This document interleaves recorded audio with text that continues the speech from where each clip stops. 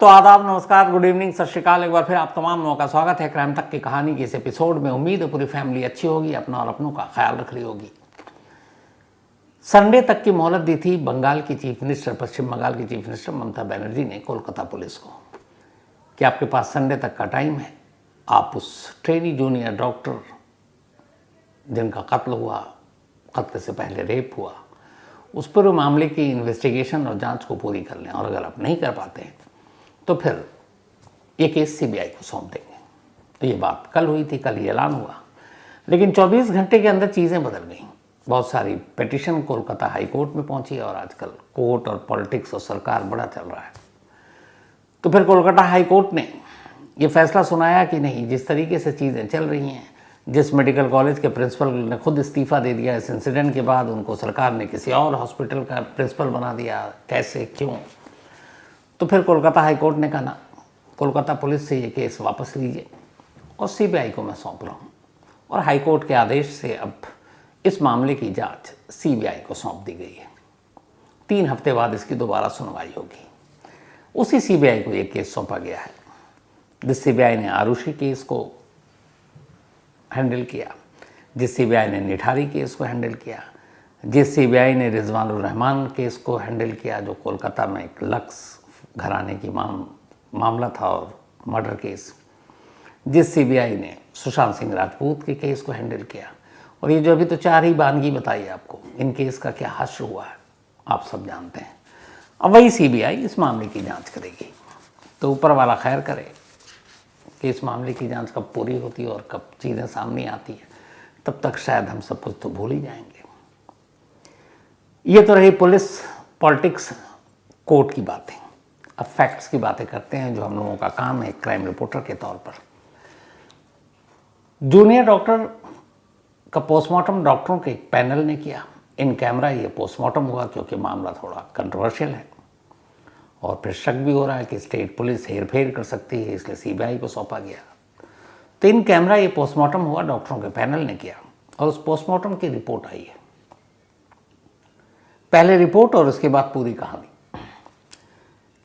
Report में लिखा है कि जूनियर डॉक्टर की दोनों आंखें घायल, मुंह से रिसता हुआ खून, घायल होंठ, पूरा चेहरा जख्मी, गर्दन घायल, दोनों हाथों की उंगलियों के नाखून घायल, जख्मी प्राइवेट पार्ट से बहता खून, बायां पैर जख्मी, पेट घायल, दाहिने पैर की एड़ी जख्मी, दाहिने हाथ की रिंग फिंगर टूटी हुई।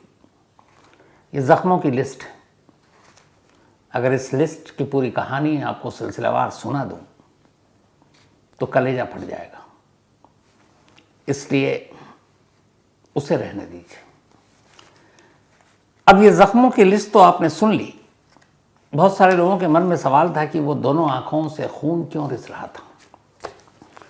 तो जब कोलकाता पुलिस के आरोपी संजय रॉय ने इस जूनियर डॉक्टर पर हमला किया, तब जूनियर डॉक्टर स्पेक्स पहना करती थी, चश्मा, और इस जद्दोजहद में चश्मे के दोनों शीशे टूट गए, गिलास, और वही गिलास उनकी आंखों में चुभ गए और इसी वजह से दोनों आंखें जख्मी हो गई थीं और उनसे खून रिस रहा था। ये पोस्टमार्टम रिपोर्ट में कहा गया है। अब एक लोग थे या एक से ज़्यादा थे, ये पोस्टमार्टम रिपोर्ट तो बताएगी नहीं। ये डीएनए रिपोर्ट के ज़रिए क्लियर होगा, तो डीएनए रिपोर्ट का इंतज़ार कीजिए और तब पता चलेगा। लेकिन एक सवाल जो हर एक के मन में है वो ये कि आखिर संजय रॉय ने इस जूनियर डॉक्टर को अपना निशाना क्यों बनाया? उसने इतनी दरिंदगी क्यों दिखाई, ऐसी हैवानियत क्यों की? क्या वो उस जूनियर डॉक्टर को पहले से जानता था, पीछा करता था, एक तरफा इश्क करता था? क्या था मामला? तो कोलकाता पुलिस ने भी इन सवालों की तफ्तीश की और इसके कुछ जवाब सामने आए, और जवाब तभी आएंगे जब आप पिछले कुछ दिनों के रिकॉर्ड और उस संजय रॉय की पूरी जो रूटीन, उसका कैलेंडर, कब, कहाँ, क्या, कैसे किया, सामने आए। तो कोलकाता पुलिस ने उसकी पूरी कुंडली खंगाली और फिर कहानी जो है 5 अगस्त से शुरू की। संजय रॉय एक वॉलंटियर है, एक सिविक वॉलंटियर, जो एक तरह से आप कहें कोलकाता पुलिस के लिए वो लोग काम करने वाले जो पुलिस में है नहीं लेकिन पुलिस की मदद के लिए काम करते हैं, और कोलकाता पुलिस उन्हें हर महीने कुछ पैसा खर्चा भी देती है। तो संजय राय ने सबसे पहले 2019 में 2019 में कोलकाता पुलिस के आपदा प्रबंधन जो होता है डिज़ास्टर मैनेजमेंट, उसको ज्वाइन किया था एक वॉलंटियर के तौर पर। फिर वहाँ रहा, बाद में फिर उसको कोलकाता पुलिस ने अपने एक दूसरे डिपार्टमेंट में भेज दिया, और वो था एक अलग डिपार्टमेंट, पुलिस डेवलपमेंट डिपार्टमेंट, कि तुम वहाँ जाओ। फिर वहाँ कुछ दिन रहा और उसके बाद उसको आरजी कर मेडिकल कॉलेज एंड अस्पताल की जो पुलिस चौकी है वहाँ उसकी ड्यूटी लगा दी एक वॉलंटियर के तौर पर कि तुम यहाँ के सारे इंतज़ाम देखो। तो फिलहाल वो वहीं पुलिस चौकी में एक वॉलंटियर के तौर पर, एक सिविक पुलिस के तौर पर काम कर रहा था। हालांकि वो पुलिस का स्टाफ नहीं था, लेकिन चूँकि वो एक वॉलंटियर था, पुलिस के साथ मेल जोल रखता था, तो पुलिस वालों से अच्छी दोस्ती थी, सीनियर से लेकर जूनियर अफसरों तक को जानता था और इसी का फ़ायदा भी उठाता था। वो जब अपनी मोटरसाइकिल पर चलता था तो मोटरसाइकिल पर उसने केपी का लोगो लगा रखा था, मतलब केपी कोलकाता पुलिस। केपी यानी कोलकाता पुलिस के वो टी शर्ट पहनता था, उस पर लिखकर कैप पहनता था कोलकाता पुलिस के, तो बहुत सारे लोग तो उसे पुलिस वाला ही मानते थे और इसी का वो फ़ायदा उठाता था। अब जब से वो इस आरजी कर मेडिकल कॉलेज एंड अस्पताल में कि पुलिस चौकी में उसकी तैनाती हुई, तब से उसने एक दूसरा धंधा शुरू किया। वो ऐसे पेशेंट को देखता, मरीजों को जो आते, आपको पता है सरकारी अस्पताल में चूँकि इलाज सस्ता होता है, बेचारे गरीब दूर दूर से आते हैं कि इलाज हो जाए, जान बच जाए, पर ऐसे लोगों को बेड नहीं मिलता, दाखिला नहीं मिलता। तो बहुत सारे दलाल ब्रोकर भी घूमते हैं ऐसे अस्पताल के बाहर। दिल्ली के एम्स के बाहर आपको ऐसे दर्जनों मिलेंगे। तो हर अस्पताल के बाहर की यही कहानी है सरकारी। तो इसे भी पता था, अब ये वहीं पे चूँकि था उस चौकी में, तो इन मरीज़ों को देखता, ताड़ता, फिर देखता कि इसमें से कौन एडमिट होने वाले हैं, कौन पैसा दे सकता है, और फिर इसकी चूँकि पहुँच थी हॉस्पिटल के अंदर, जान पहचान थी, तो उनको दाखिला दिलाने के नाम पर कहीं से पैसे लेता, ब्रोकर के तौर पर, दलाली के तौर पर, और यही काम किया करता था। 8 अगस्त और 9 अगस्त की ये घटना है, लेकिन इससे पहले संजय राय क्या कर रहा था? तो कहानी शुरू होती है 5 अगस्त से। 5 अगस्त को संजय कोलकाता से दूर जाता है, खड़गपुर में एक जगह है सलवा, उस सलवा में वो पहुंचता है। 5 अगस्त की सुबह निकलता है कोलकाता से और सलवा पहुंचता है खड़गपुर के पास, और वो इसलिए जाता है कि वहाँ पुलिस वेलफेयर सोसाइटी की एक मीटिंग थी और उस मीटिंग में तमाम वॉलंटियर भी आए हुए थे। तो 5 अगस्त को ये वहाँ पहुँचता है, 5 को वहीं रहता है, 6 को वहीं रहता है, 7 को वहीं रहता है। 8 अगस्त की सुबह ये सारी मीटिंग खत्म, उसके बाद अब ये वहाँ से निकलता है और कोलकाता पहुँचता है। 8 अगस्त को सुबह कोलकाता आने के बाद ये उधर उधर अपना रहता है। अच्छा, चूंकि ये एक वॉलंटियर था, पुलिस से जान पहचान थी, तो ये अक्सर पुलिस के जो बैरक होते हैं, जब बहुत सारे पुलिस वाले ड्यूटी करके थकते हैं तो आके वहाँ आराम करते हैं, सो जाते हैं। तो कई बैरक को भी अपना लेता था, वहाँ बैरक में जाकर सो जाता था। लोग भी जानते थे यार पुलिस के लिए काम करता है, सो जाओ। तो इस हॉस्पिटल के पास भी एक पुलिस बैरक था, तो ये वहीं सो जाता था। तो उस दिन आया कोलकाता, उसके बाद ये दिन भर इधर उधर भटकता रहा, और जब रात के ठीक 11 बजे तब पहली बार आरजी कर मेडिकल कॉलेज में दाखिल होता है, उसकी बिल्डिंग में वहाँ पहुँचता है। और पहुँचने के बाद अपने एक पेशेंट जिसको इसने पैसा लेकर दाखिल कराया था, उसका हालचाल पूछने के लिए अस्पताल के अंदर जाता। रात के 11 बज रहे हैं अभी। तो 11 बजे वो अस्पताल पहुंचा, यहाँ वो उस मरीज़ से मिला जिससे उसने दिन में भर्ती करवाया। अस्पताल आने के बाद वो मरीज़ कहता है बाकी तो सब ठीक है, एक्सरे नहीं हो रहा अभी तक हमारा। तो कहता चलो एक्सरे कराता हूँ। उस मरीज़ के साथ कुछ तीमारदार भी थे, वो लोग जाते हैं, उसका एक्सरे होता है। एक्सरे कराने के बाद वो वापस अपने वार्ड में बेड पर लेट जाता है, और संजय राय ये कहकर कि चलो अब ठीक है, कोई परेशानी हो फिर बताना। और वो वहाँ से वार्ड से निकलता है और अस्पताल के कंपाउंड से ही बाहर निकल जाता और चला जाता है। पर इसके आगे क्या होता है वो बताऊँ उससे पहले आपको ये बता दूँ कि एनी द हनीमून मर्डर, ये एक ऐसी कहानी है जो आपको चौंकाएगी, और ये कहानी आप कुकू एफएम के ऑडियो लर्निंग प्लेटफॉर्म पर सुन सकते हैं, एनी द हनीमून मर्डर। अब तक बहुत से लोग कुकू एफएम पर अपने पसंदीदा ऑडियो शो सुन चुके हैं और बहुत सारी नॉलेज गेन भी की। लेकिन अगर आपने अब तक कुकू एफएम के ऑडियो शोज़ नहीं सुना तो आपके लिए एक शानदार खबर है। आज मैं आपके लिए ख़ास ऑफ़र लेकर आया हूँ, 30 डेज़ फ्री ट्रायल। ये ऑफ़र आपके लिए एकदम मुफ्त। आपको बस कूपन कोड का इस्तेमाल करना है और ये कूपन कोड है CMTK30।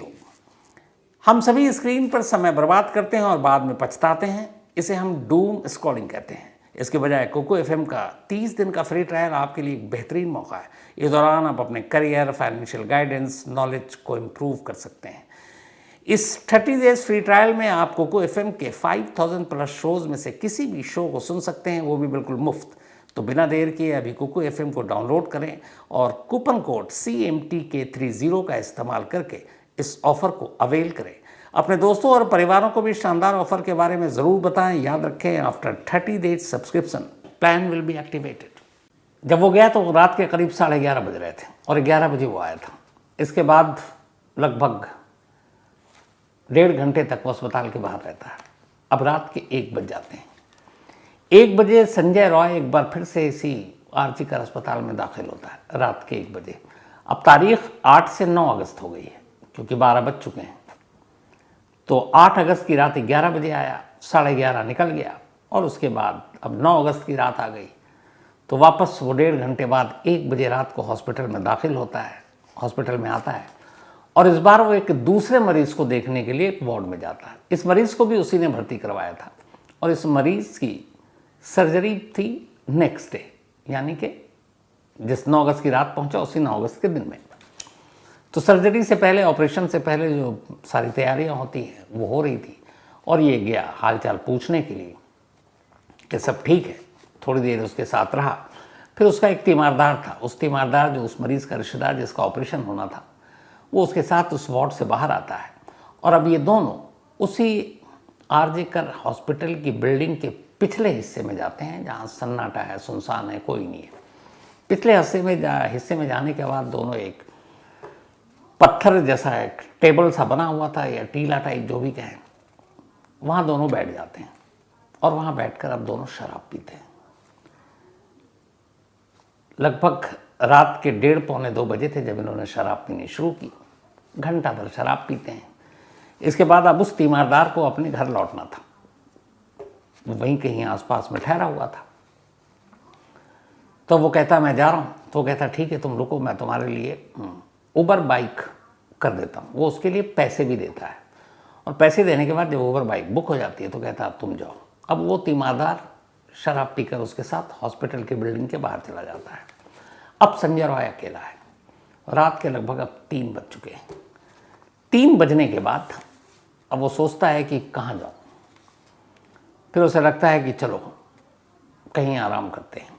इसके बाद वो बिल्डिंग के पीछे से निकलता है, मेन बिल्डिंग में दाखिल होता है और अस्पताल की 3री मंजिल 3rd फ्लोर पे पहुंच जाता है। कल मैंने 4th फ्लोर गलती से कहा था।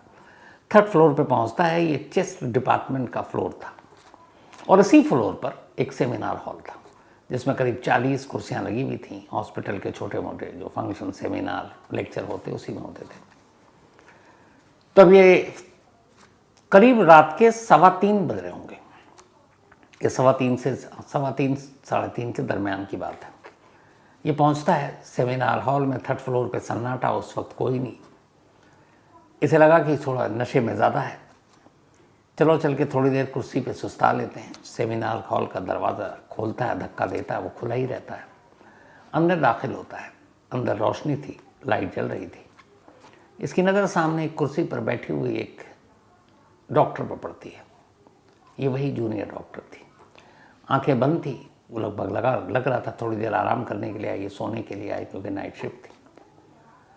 और यहीं उस जूनियर डॉक्टर को देखकर शराब के नशे में संजय राय की नीयत खराब हो जाती है। अब इधर इससे पहले दूसरी कहानी यह है कि जूनियर डॉक्टर इधर लगातार कई दिनों से नाइट शिफ्ट में थी, चेस्ट डिपार्टमेंट में, इसी आरजीकर हॉस्पिटल की। वो अपनी ड्यूटी निभा रही होती, तमाम पेशेंट को अटेंड कर लेती है। रात के 2 बज जाते हैं। जब 2 बजते हैं तो उससे वक्त मिलता है। अपने 4 और जूनियर दोस्त जो उसके कलीग थे, जो उसी PG 2nd ईयर के स्टूडेंट थे, उनके साथ ये कैंटीन में जाती है अस्पताल के, वहाँ खाना खाती है। खाना खाने के बाद बाकी चारों डॉक्टरों की शिफ्ट थी और मरीज़ थे, लेकिन इस जूनियर डॉक्टर को अभी फ़िलहाल लग रहा था कि वो फ्री है, किसी पेशेंट को देखने की अभी मतलब इतनी जल्दी नहीं थी। तो उसने कहा चलो आधा घंटा आराम कर लेते हैं। तो चारों कलीग चले गए। अब ये उसी थर्ड फ्लोर पे, चूँकि वहाँ सबको पता है कि ये एक सेमिनार हॉल है, यहाँ कुर्सियाँ पड़ी हुई हैं, यहाँ पर आराम से बैठ सकते हो, कोई डिस्टर्ब नहीं करेगा।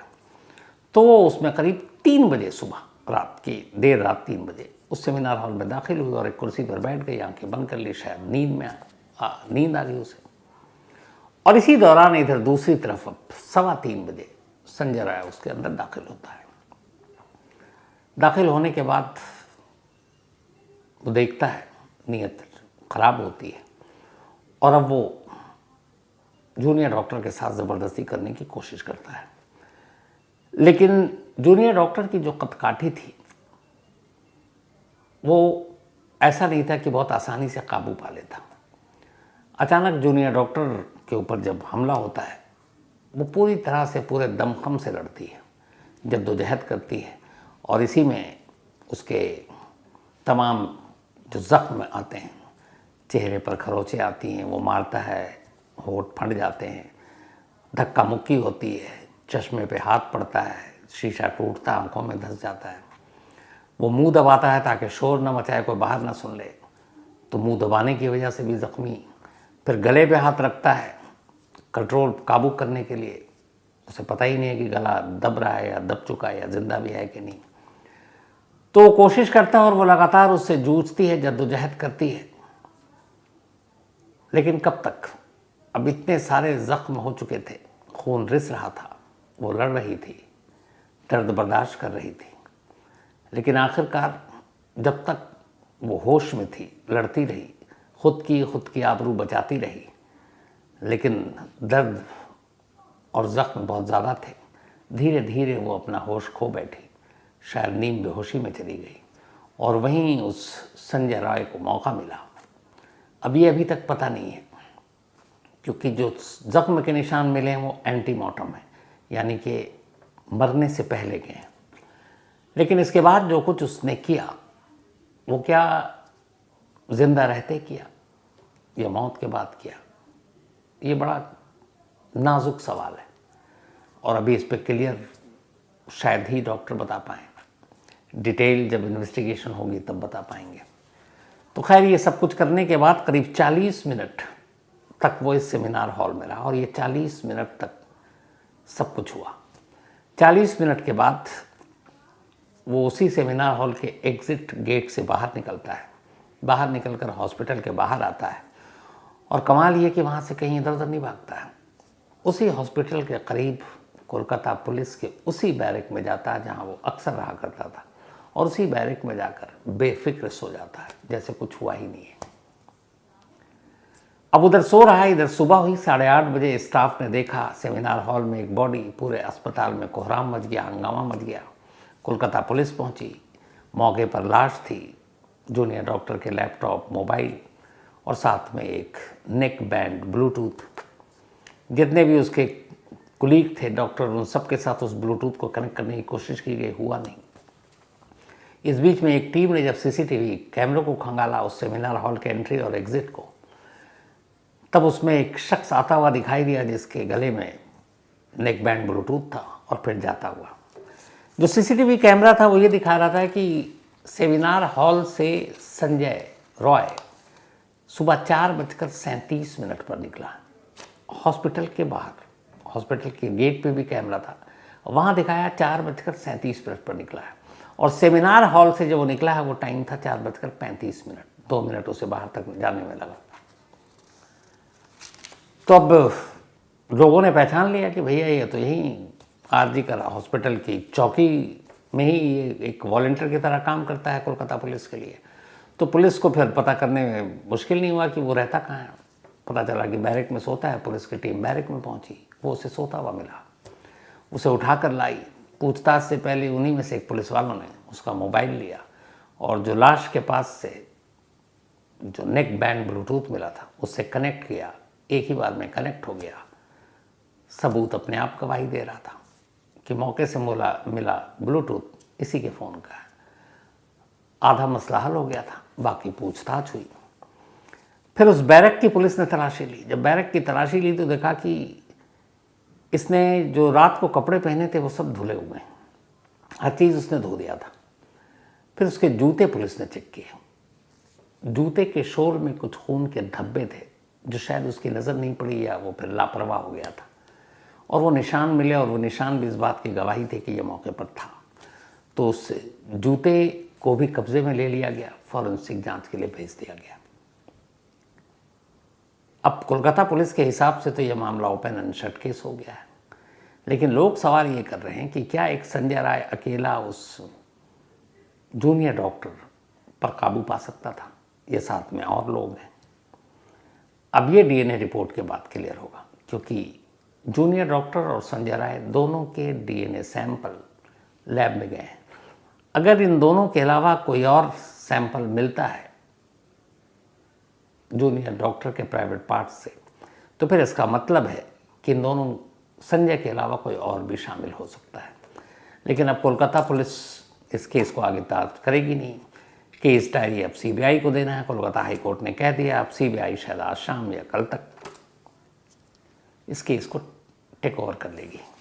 लेकिन अब सीबीआई क्या करेगी इस केस का, कब तक रिपोर्ट आएगी, कैसे जांच होगी, इंसाफ मिलेगा जूनियर डॉक्टर के घर वालों को, पता नहीं। लेकिन उम्मीद या दुआ यही है कि बिल्कुल जूनियर डॉक्टर के घर वालों को इंसाफ मिले और ऐसे हैवानों को या हैवान को कम से कम मौत की सज़ा मिले। लेकिन फिर पलट कर देखता हूँ तो आरुषि केस आज भी मालूम नहीं, आरुषि और हेमराज का कातिल कौन है। निठारी केस 21 या 23 बच्चों को मार दिया गया, पर सुरेंद्र कोहली और उस घर के मालिक मुनिंदर सिंह पंढेर फांसी तक की सज़ा हुई पर बरी कर दिया गया, हालांकि जेल में, लेकिन कोर्ट में अभी तक कुछ नहीं हुआ। रिजवान केस कुछ नहीं हुआ। सुशांत सिंह राजपूत केस 4 साल हो गए, कुछ नहीं हुआ। और पता नहीं कितने केस, पता नहीं इस केस का क्या हश्र होगा। लेकिन उम्मीद और दुआ यह है कि ये जल्द से जल्द हल हो जाए। अब आज चूंकि ये कहानी सुनानी थी और ज़रूरी थी, इसलिए मैंने कल आपसे एक चीज़ कही थी कि बहुत ख़ास बात है, तो वो कल के लिए टाल रहा हूँ। असल में ये आप लोग हैं, आप में से हर एक कोई, आप सभी जिन्होंने इतना प्यार दिया। मुझे याद है 1 से 10, 10 से 100, 100 से 1000, 1000 से 10,000, 10,000 से 50, फिर 1, फिर 2, 3, 4, 5 और आज 1 करोड़, 10 मिलियन, 1 करोड़। पहले मुझे ये भी पता नहीं था इसमें कितने ज़ीरो लगते हैं। 1 करोड़ की ये फैमिली हुई है। मैं ज़्यादा इधर उधर घुमा फिरा कर नहीं कहूँगा, सीधे एक लाइन में स्ट्रेट फॉरवर्ड।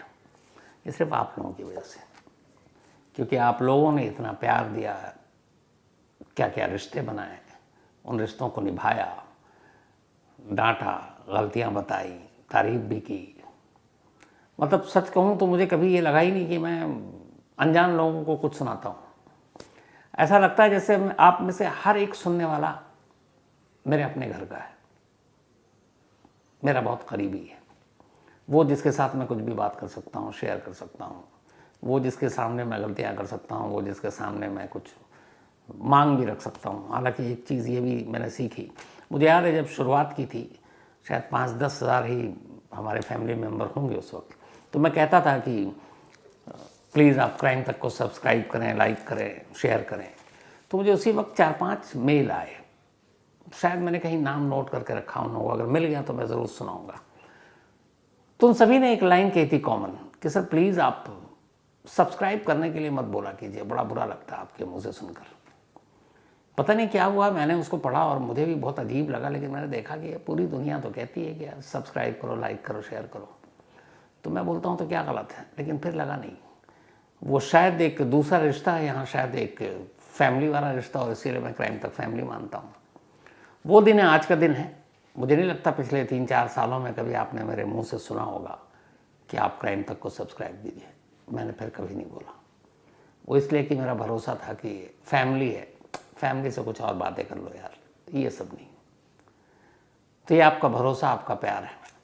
मेरी कोशिश होगी कल पूरी क्राइम तक टीम के साथ आपसे बातें करूं, और कल बहुत ज़माना हो गया, रात 9 से 10 1 घंटा लाइव, कोई कहानी नहीं, क्राइम तक के सफ़र की कहानी, और आप तमाम लोगों के जितने मुमकिन हो सके, पॉसिबल हो सके, सवाल और जवाब, जो मन में आपके सवाल हो पूछिए।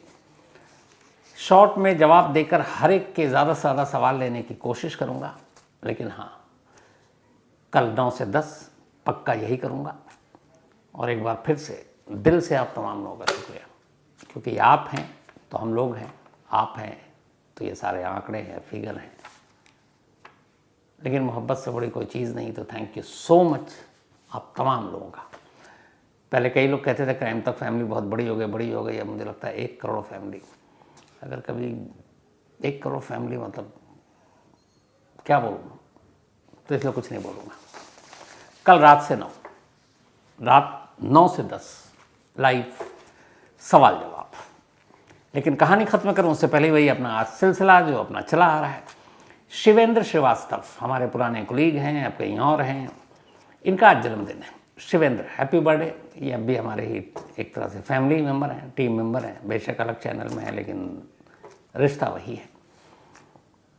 थोड़े से ये अजीब से हैं शिवेंद्र श्रीवास्तव।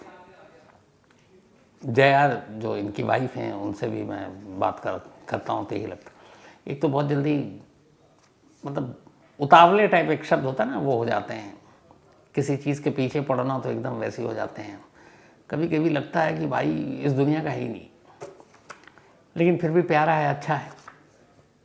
तो हैप्पी बर्थडे शिवेंद्र, हमेशा अच्छे रहो, खुश रहो, और थोड़ा सा तुम पैनिक कम हुआ करो, तनाव कम लिया करो, खुश ज़्यादा रहा करो। वैसे रहते हो लेकिन जल्दी जल्दी परेशान भी हो जाते हो। तो हैप्पी बर्थडे, और जो तुम्हारे मन में है, जो तुम्हारी ख्वाहिश है, इच्छा है, तुम देखना इंशाल्लाह एक दिन ज़रूर पूरी होगी। तो हैप्पी बर्थडे। इसके अलावा हुरैन मलिक, इनका भी आज जन्मदिन है, तो हैप्पी बर्थडे हुरैन, हमेशा आप अच्छी रहो, खुश रहो। और ये हीरा एंड शारिया मलिक उनकी बिटियां हैं, बल्कि शारिया हैं या शारिक हैं, दोनों में से जो सही है। इसके अलावा स्मिता, इनका भी आज बर्थडे है, तो हैप्पी बर्थडे स्मिता। और ये भेजा है प्रतिभा सावंत ने, हमारे यहाँ भी गौरव सावंत हैं एक। रूमी सैनी या फिर रम्मी सैनी, क्योंकि RUMMY लिखा आपने, तो रूमी सैनी ही होगी, ऑस्ट्रेलिया से हैं, हैप्पी बर्थडे। इसके अलावा रुद्र श्लोका जायसवाल, इनका भी आज जन्मदिन है, तो हैप्पी बर्थडे रुद्र। साथ ही मोहसिन, इनका भी आज बर्थडे, हैप्पी बर्थडे मोहसिन, भेजा है ये सुनील ने। साथ ही आज अनजान कुमार, इनका भी बर्थडे है, तो हैप्पी बर्थडे अनजान, आप हमेशा अच्छे रहें, खुश रहें। और नाम लेना मुनासिब नहीं होगा, इतने सारे मेल आए इस 10 मिलियन या 1 करोड़ के लिए। सुबह से मैंने जो पढ़े तो मुझे लगा कुछ का लूँ और कुछ का छोड़ दूँ, वो नाइंसाफ़ी होगी, और फैमिली में नाइंसाफ़ी बिल्कुल नहीं चलेगी। कल सवाल जवाब रात 9 से 10, जो भी आपके मन में सवाल हो ज़रूर पूछिएगा, और कोशिश करूँगा पूरी जवाब देने की। थैंक यू सो मच एक बार फिर से दिल से पूरी हमारी 1 करोड़ से ज़्यादा क्राइम तक फैमिली मेम्बर को। अब तक बहुत से लोग कुकू FM पर अपने पसंदीदा ऑडियो शो सुन चुके हैं और बहुत सारी नॉलेज गेन भी की, लेकिन अगर आपने अब तक कुकू FM के ऑडियो शोज़ नहीं सुना तो आपके लिए एक शानदार खबर है। आज मैं आपके लिए ख़ास ऑफ़र लेकर आया हूँ, 30 डेज़ फ्री ट्रायल। ये ऑफ़र आपके लिए एकदम मुफ्त। आपको बस कूपन कोड का इस्तेमाल करना है, और ये कूपन कोड है CMTK30। मुलाकात कल रात 9 बजे। तब तक आप अपना और अपनों का ख्याल रखिएगा। Thank you very much.